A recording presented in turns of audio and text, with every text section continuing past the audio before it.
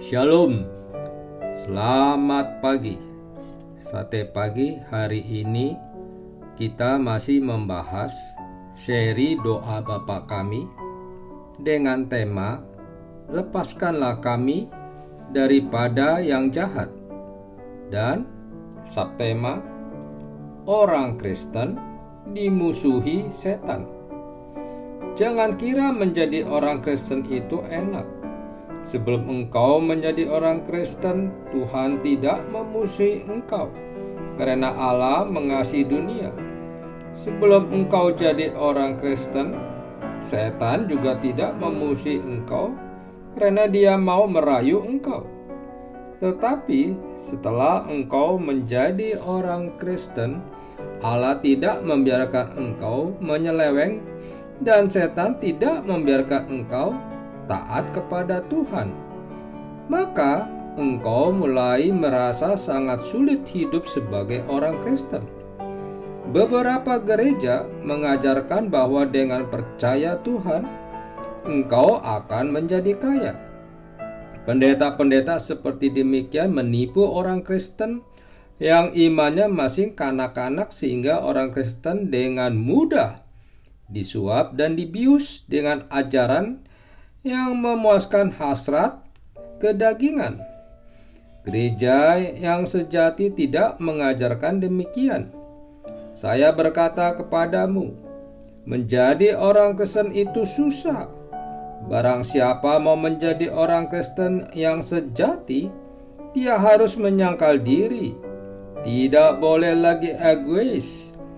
Dia harus mengikuti Tuhan sambil memikul salib.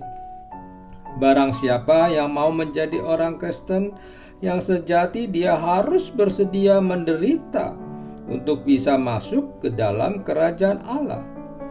Barang siapa mau sungguh-sungguh hidup beribadah kepada Tuhan, dia harus siap dibenci oleh dunia. Dunia membenci kamu karena mereka terlebih dahulu membenci Yesus Kristus. Itu sebab kalau engkau dibenci oleh orang yang tidak percaya kepada Allah, engkau jangan merasa heran. Jikalau engkau dibenci oleh orang dunia, itu normal.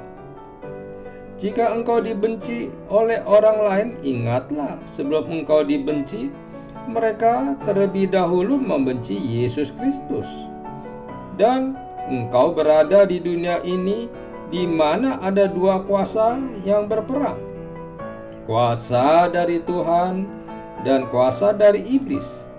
Dari benih perempuan muncullah Yesus Kristus, dan dari benih setan keluarlah segala roh jahat yang akan mengganggu engkau. Dengan pengertian yang benar ini, engkau harus mempersiapkan dirimu untuk menghadapi keadaan yang begitu sulit. Dan setiap saat bersandar kepada Tuhan, tidak menjadi angku, teledor, dan bersandar pada diri sendiri. Sebaliknya, harus selalu waspada, karena tahu si jahat itu pasti akan mengganggu engkau. Di dalam 1 Yohanes pasal 5 ayat 19 dikatakan bahwa seluruh dunia berada di bawah kuasa si jahat. Setan tidak akan melepaskan manusia. Setiap orang yang dicipta menurut peta teladan Allah akan menjadi mangsa dari iblis. Siapa yang ditetapkan untuk menjadi saksi Kristus akan menjadi sasaran serangan dari iblis. Itu sebabnya engkau perlu berdoa, lepaskanlah saya dari si jahat itu. Ini doa yang mengakhiri semua doa yang diajarkan Yesus kepada orang Kristen. Setan tidak akan membiarkan engkau begitu saja. Setan tidak akan membiarkan engkau sehingga menjadi orang Kristen yang bisa santai-santai.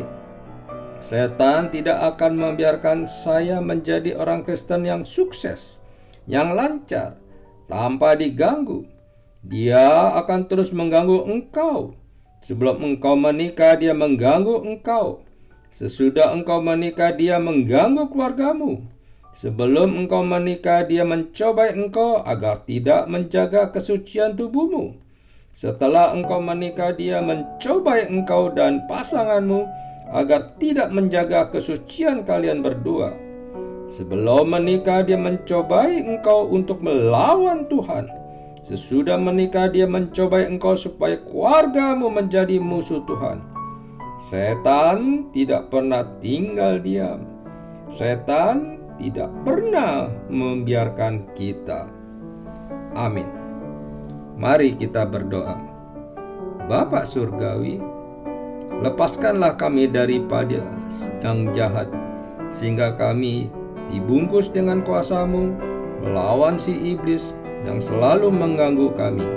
Di dalam nama Tuhan Yesus kami berdoa.